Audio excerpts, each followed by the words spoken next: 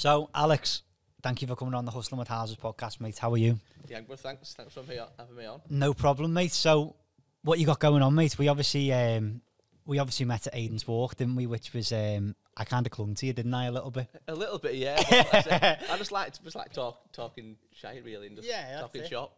That's it. So, where did it all start for you then, Alex? I know it's a bit cliche, but you've had a cracking little journey. I remember when we spoke about it on the walk. I couldn't believe what you've done in such a short period of time. So, what have you? Where was the start for you? So I'm a plasterer by trade. I started plastering when I went straight out of school on new build sites. And one of my best mates, who I've known all my life basically, he always bought a house, renovated it, and then sold it. Lived in it for like 6 months a year, then sold it. Obviously that way you don't pay any tax. It's your personal residence. Yeah, of course. So he's done that like 4 or 5 times. And we were just out on a night out once, and obviously I know that he's doing that. And I was aiming for my wedding at the time, so I spoke to him and said, "Oh, we should do one together. You fund it, I'll do the work, and then we'll split the profits." And then, so we ended up just doing one, bought a house, and then it worked well. And then, we spoke about it afterwards. So we got another one, and then we had a proper sit down, and I said, "Oh, what do you want to do in the future?" And I've always wanted to have property and rent property out as like a secondary income. And obviously that's what he wanted to do. So we set like a business plan up. Yeah. So it snowballed from there, really. And when did you? Because you were doing the plastering for a little while, and then when did that transition? When did you stop that?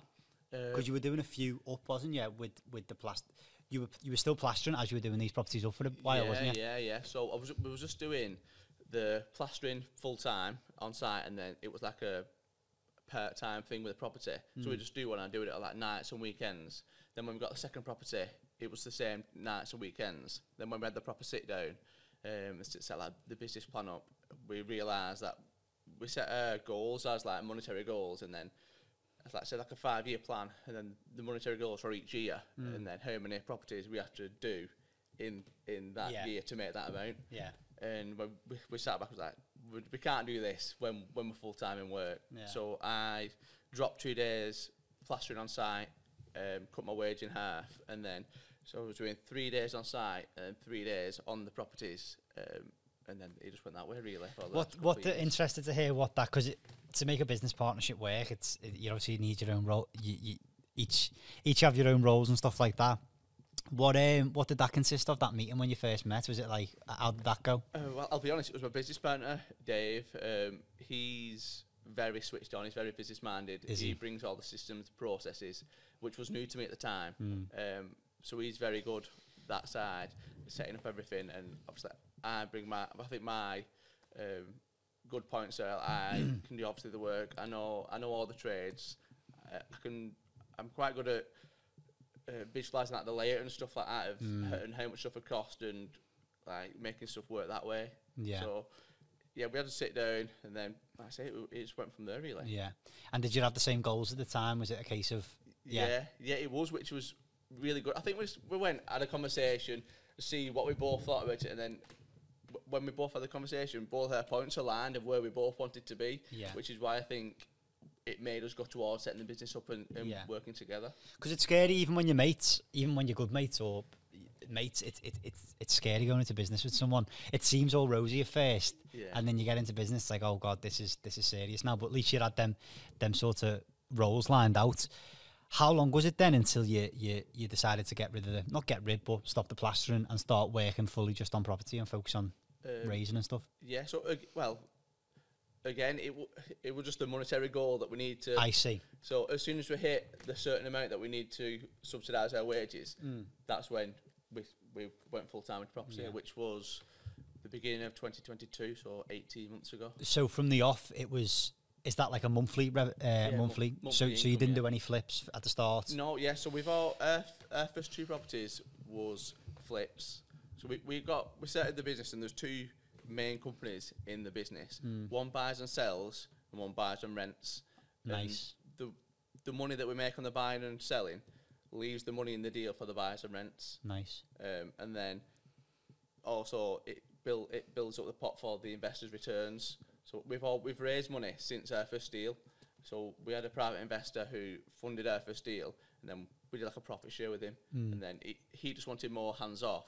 So we just invested the money plus the profits into the company for 3 years, and then we just always raised since the beginning. Always raised finance since the beginning. Where did you get the idea to? Because that's a really good idea, and I know probably a few people do it. But where did you get the money to sort of have the flipping, have a company that just did flips, and then have a company that just holds? Where did that come from? That come from Dave, my business partner. Did it? Yeah, I know I'm singing his praises here. Which, no, it's switched on though, isn't it? Yeah, he is switched on. Yeah, so that was his idea. He's done a couple of. He's read up on it quite a bit. Done a lot of research on it. So obviously, when you say it aloud, it makes a lot of sense because you're gonna need capital, and you also want that residual income every month. So you do, from my experience, you do need both avenues really. Definitely. So the first one you got then together, what did that look like? What was that deal like? So we spot it was a three bed semi. Just not low. Just needed a rewire, new kitchen, new bathroom, and just titivating really. Yeah. So I think we bought that for 112. I think spent about 25 on it, and then sold it for 165. It's a nice little profit, isn't it? Yeah. So we had half, and then our investor had half, and then obviously we just rolled that up and put it into another project. And then he did the same. At the time, was it quite foreign to you to have an investor on board and stuff like that, or was it?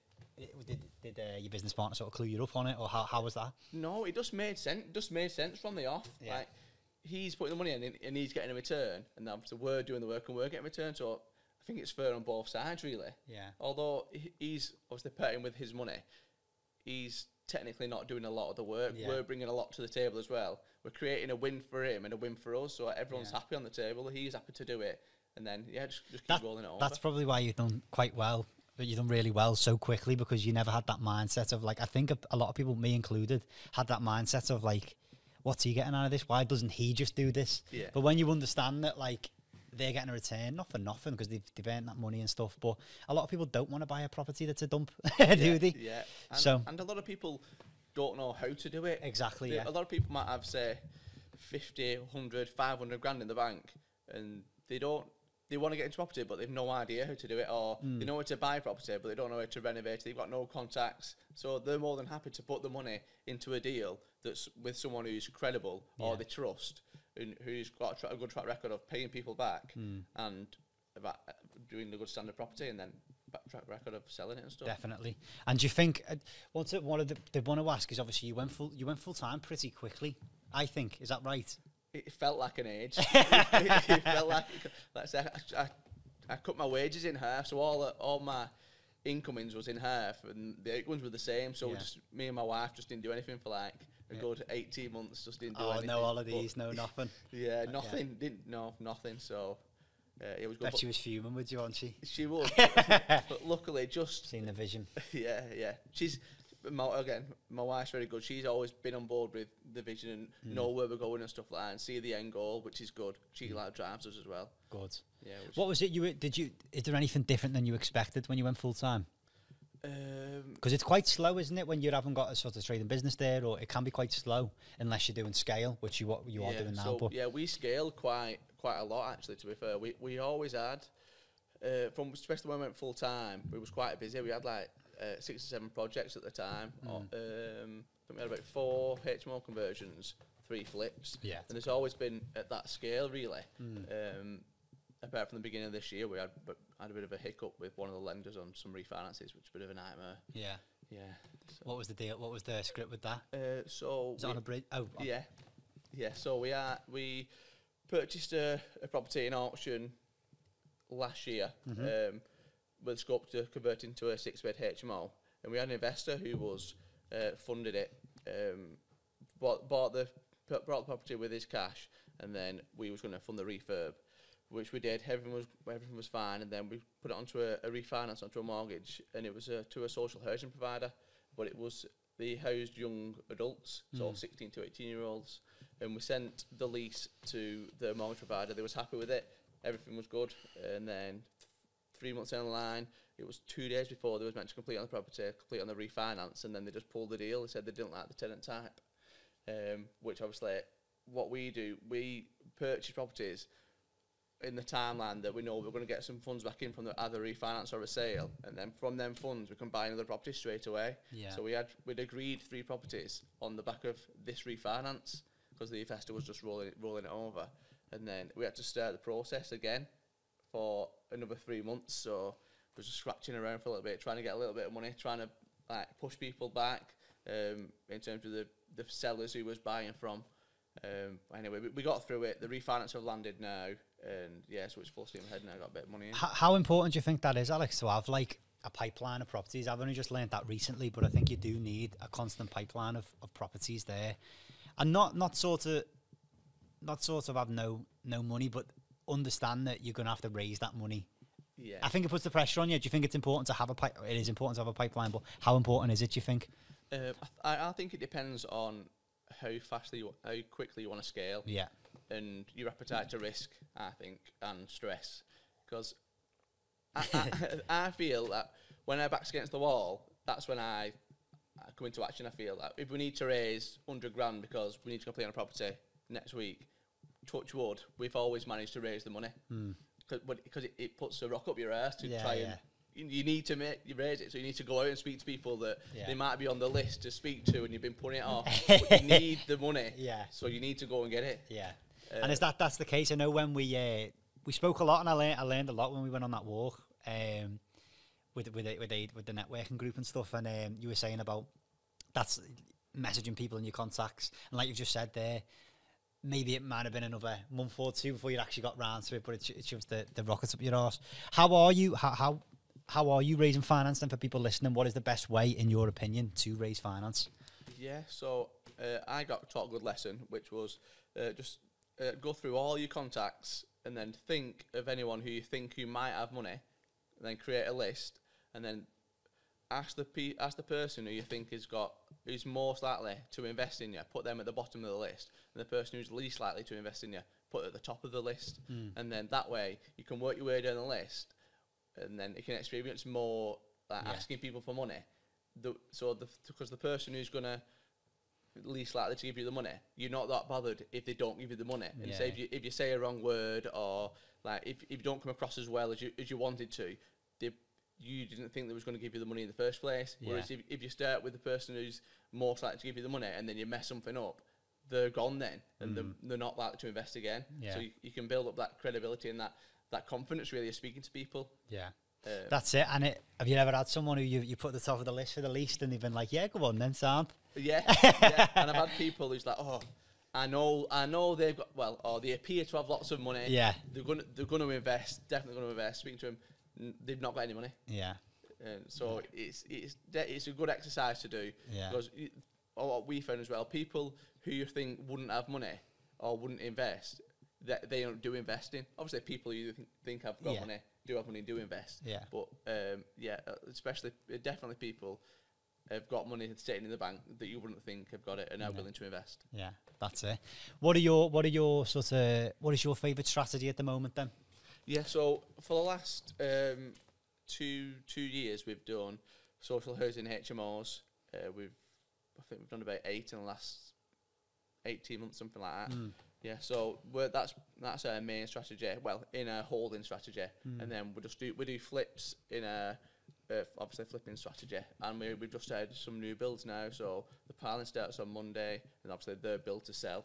We've got a couple of another planning application in that's 2 more new builds on, which we're going to sell, and we've also some of the HMOs that we're doing, we're going to sell as performing assets, on a yield basis, which also brings some more capital into the business. I remember when we first met, and we were speaking about the new build situation that you had, and that blew my mind. I couldn't believe how I'd never thought of that before. Now since I've heard about other people speaking about it, but just explain the new build strategy that you've done where you bought the house, it had land at the side.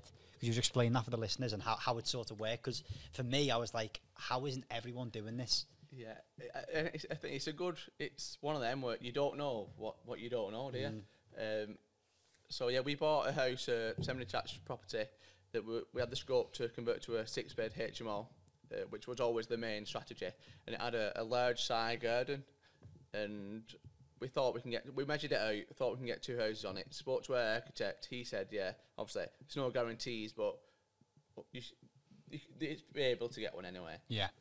So we bought it, split the title, and put planning permission in straight away for 2 houses, which came in within 3 months, which was good, which is unheard of really in planning, so that was good. And then we converted the house into HMO, sold, refinanced the house, that's all good. Land with planning in auction to sell as a capital gain. Yeah, that's incredible, mate, because I know when we were speaking about it, there was so many exits on there, isn't there? Yeah. There's literally tons of exits. You've got the house, you bought the house at a great price, so regardless, you've got that house there. Then you've got the land, because at the time, I think you were, correct me if I'm wrong, but I think you were unsure if you were going to sell the house, or if you were going to, sorry, not the house, you were going to sell the land with planning or build on it. Yeah, so I always wanted to build on it because with my building background, and my business partner wanted to sell it for as a planning gain, because I can see from inside you're not doing it. All you're doing is getting the planning and then selling it for a nice margin, which is good. So we tried. We had a set figure. I think it was about 110 grand. Yeah. What we wanted to sell it for. Might be 100 grand. What we wanted to sell it for. So we put it in auction, and then we got a bidder. I think it was 98 grand. You were like this. Let's just sell it. We're not selling it because it's not 100. Yeah. There was a bit more. Obviously, there's more in it if we was to build it and then sell it. Yeah. So we put it in auction twice. We didn't meet what we wanted. You were buzzing. So I was buzzing. Yeah, because that's what I want to get into in a couple of years, like buying a site and then building like 1 to 10 houses on a site. Yeah. That's what I want to get into. So it's a good little project to dip my toe into. The beauty of it, which you explained to me at the time, is like you're doing that refurb anyway, so you may as well wait for planning whilst you're at it, which is such a beauty. Like, it's amazing, isn't it? Really, like, because you can do that. But I have been looking for houses now with big plots on the side, just in case. You never know, and if you can get it for the right price, it's going to work anyway. Yeah, you're killing 2 birds with 1 stone, aren't you? Yeah. Sorry, go on. And because we bought the house with the garden, it's not like you bought a plot of land. Yeah. And you're paying for the land, or you've got dead money in the land. It's free. It's included into the house. Yeah. And if you don't get planning, then there's nothing lost because you got that at the right price. Yeah. It's buy one get one free, essentially, isn't it? Yeah. That's what it essentially is. So, what's the script with that then? You've obviously decided to build on it now. Yeah. Yeah, and how's that process been for you? Because obviously you've built houses before, but you built them in the sense of a plaster, a worker, that sort of size. So how I imagine it's completely different. You've got surveys to think about. You've got all this. Yeah. How's that been for you? So originally we got a builder in to quote, and he come in at 165 for the per, which was good for 2 houses. Yeah, for the 2 houses, we thought that was good. And then we from when we put the planning in, which was last October, to when we decided to build them, which was about 3 months ago, all the regulations have changed from last year to this year. So it needed all different regs. So we had to back and forth with the building control, which was a nightmare. So we finally got there. It took about 6 months to finally get the building control drawing signed off, and then. In between that, the builder was just waiting to get the actual building control drawing, so he could reprice off it. And there's not been a lot added to the drawing, just more insulation. It did need a piling, which is fair enough, which is about another 10-15 grand, something like that. And then he come back with another price of like 240. So it's like an 80 grand difference. Yeah. Hang on a minute. Yeah. So we thought, we'll just build them ourselves. Yeah. We know. We've used the piler before. I know all the individual trades. Yeah. And I think it's easier building from the ground up than getting a refurb. Then you could uncover things that you don't know. Yeah. So it's just that following the system. I know the system because I've followed it for years and years. For years and years, like 13 years. Yeah. So it's just getting them in place now. Yeah. So like I say it's all good saying now in theory. Yeah. It starts on Monday, so we'll see. But everyone's booked in and stuff. So and with say this all goes to plan, I'm sure there'll be a few up and downs along the way. This all goes to plan. You get them built for 240. Did you say 240? He quoted 240. Were you deciding to go out? Yeah. We forecast to spend 200 on them. 200. Yeah. And then you basically got the land for free, haven't you? Really? Yeah. So then, how much are you thinking for the GDV on the two houses? For the two houses. Yeah. So GDV, we've had agents round, and they said between 200 and 220 each plot. So fuck, that's amazing, isn't it? Yeah. So we've got 400 for the per in our forecast. Yeah, brilliant. That's amazing. Are they being flipped, or are you keeping hold of them? No, we're selling them. Yeah, we're selling them. Yeah. I love that strategy, mate. That's something I definitely want to get into. It's big. It's big money, isn't it? It's quite a high barrier to entry. It's not, but it is. Like, the build's quite expensive. Yeah. But once you're in, it sounds like a tidy profit on it. Hopefully, yeah. It's in a good area. We only buy in decent areas anyway. I think, especially the market now, it's good for first-time buyers because it's a new build. Well, the two new builds. We're going to give it a good spec. I think the market's there for it, so hopefully it should be good. And with the funding, we had an investor who was going to fund the full deal. Obviously, we have to pay his interest and stuff, but he was going to fund the full deal. But he's had a change of circumstances now, so we can't do it. So we've got development finance on it. Nice. At what point then did you know? I didn't ask you this before. At what point did you know that you were even? Did you consider doing that when you first looked at that property and you seen the land? Was it like, okay, let's do this? Yeah, that was from the off. Yeah, the reason we found it on Rightmove, so it's not like anything special. Yeah. But we seen it on Rightmove, but it was overpriced on Rightmove. I think because it had this large garden, but there was no plan. It was just a garden. There was no plan on it or anything like that. So we viewed it on the focus of we couldn't get planning on this. So we viewed it, seeing that it would work as a HMO, and then we give it to our architect, see if he could, what he thought of it. Yeah. He said it was all right, so we put the bid in accordingly. And then we ended up getting it. Did you extend on that other house as well? Did you extend and all that kind of stuff? No, we just put it as a HMO. Just convert it to a HMO. Like I said, it was a typical property. What we go for now is like they're all like Victorian. Either semis or terraces, where they've got the large outrigger to the back. Yeah. And this had another extension on the back of that. Yeah. So it works. With our we tend to do 6-bed HMOs now, and with our houses that we go for, we don't do any structural works in it. We might knock a chimney down or put a bit of steel in, but nothing major. We don't do any like loft conversions or any extensions. We're just trying to buy the houses that are big enough to just refigure. Yeah. So that it keeps the cost down, really. Yeah, I've been speaking to a lot of people recently who are in the space, and I see a lot of people buying. It's working for them, clearly, buying like 2-bed houses and making them like massive extension. I just think that is crazy to me, but it works for them, and they're doing it at scale. Yeah. So have you never really done that kind of thing, extended and stuff like that, or? We've only extended on the properties that we're selling to add the value. Yeah. So we did a property that was it was a 2-bed bungalow, but it was not in a good way at all. And we demolished that house. To be fair, all that was left it was 2 external walls. That was it. Everything else knocked down. We did a big wrapper and extension, new roof, and then sold that. That was a good deal, actually. To be honest, we sold it during the refurb, so I think we only actually held it for about 4 months.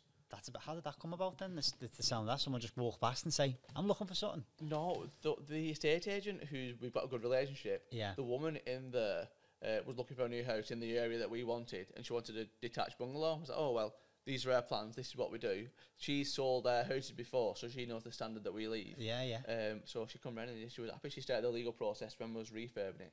Yes, we only owned it for about 4 months. That's perfect, isn't it? Yeah, that is like a perfect deal, isn't it? It was a good one, yeah. So what was the, do you think then this could be, everything goes to plan that you've got in mind? Do you think that this could be the best deal you've done, the one with the side plot and the new 2 builds and stuff? Yeah, I do like that one. Like I said, because it gives us good cash flow now anyway. Yeah. And then the land was free, so it'll be the most capital gain we've had. Yeah. But like I said, we've got a building in planning at the minute, which is an old hotel, which we're converting into a 16-bed HMO. Jesus, mate. Yeah. Is this the double-sided one? Yeah, the double-sided one. Yeah. So we've got that on an option agreement. So we only buy it conditional to planning. So if we get the planning, then we buy it. Obviously, if we don't, then we don't. We're not obligated to buy it. So is this obviously like a lease option, but are you still buying it quite soon rather than? Are you buying that over a longer period? Is that like 3 years? No. It's conditional to planning. So Yeah. If we get planning, then we have to buy it. Like a delayed completion sort of thing. Sort of thing, yeah. It's just conditional on the planning that we want to get. Yeah. And we're happy to buy it. Obviously, the Rishi Tech, we're buying it for 150 grand. So we don't want to spend 150 grand on it. Yeah. And then it get knocked back in planning, and then we're stuck with the building. Yeah. And the building's been empty for 20 odd years, got fire damage and stuff. So we're stuck with a building that we can't use. Obviously, every this bit change the subject, but every council's different, of course. But how long are you finding to get planning for something like that, or just a bigger HMO? How long are you finding it takes in planning? It all depends whose desk it lands on, I think. Do you think? Yeah, like I said, with these new builds that we're just starting, they went through in 3 months. That's mad. Which is quick, but at the same time, we had a house right in the corner, which was going to convert to a shop and 2 flats. Put planning in at the same time. The two brand new houses got pushed through in 3 months, and then the change of use was 13 months, You so think over a year. It's madness. Should be the other way. It should be, the other way around. It's good for you. It's good for us, Yeah. But still crazy. Like, that's mad. So you deal with planning quite a lot then over your time. Bits and bobs. We've got a good architect who has been in the game for a long time, so he puts all the planning apps in for us. Yeah. We instruct him. He comes to the property, does like a scale of works and like a feasibility thing. Yeah. Tells us what we'll get, puts the plan in for us. Then he deals with the offices and stuff and just lets us know. Good thing about you as well. You operate in one area and one area only, don't you? That's Wigan. right. Yeah. So I imagine you're starting to get to know what they like, what they don't like, all that good stuff. Yeah. And our architect's dealt in Wigan quite a bit. Yeah. So he's got the relationships with the offices and stuff like that. Yeah. So That's what it's all about, isn't it? Yeah. So what are the plans for the future then, mate, with you and your business partner? Have you got I imagine you've reached the goal you originally set out. Yeah. When you first met up, you reached the goal you originally set out to do. Yeah. So we've reached the goal. I think it was obviously all our goals start with a monetary goal, and then we work towards that goal. Yeah. So we've reached that goal now. I think it was about 25 grand income per month. Yeah. Which we've hit now, but we've started to have the agreement that next year we're going to part ways because we have our own company separately as well. Yeah. And they're going at the side of CM Property, which is our main company. And it's taking a little bit of time away from that main business. Yeah. And I want to move abroad as well in a couple of years. So do you know what, mate? I have 3 or 4 people on today that all moving abroad. It's mad the amount of people that. Sorry, mate. I just interrupted you completely there. That was basically it. Anyway. Yeah. Well, that like, how come you want to move abroad? I get it. Like, yeah, I get just it. The lifestyle, basically. Yeah. Yeah. Where would you go? Dubai. Dubai. That was the other lad as well. He said Dubai. I think. Yeah. I don't want to get political, like, but yeah, that's it, isn't it? Everyone seems to be moving out, I think. Everyone seems to move to Dubai and all that kind of stuff. But so at least you've come to agreements anyways, part ways and do that. And incredible, you got to 25k a month, mate. That's incredible. It's all on good terms. It's one of my best mates. Like I said, we've set the goal now for the next 12 months. We just need to sell these 2 houses. The 2 houses that's in planning, sell them.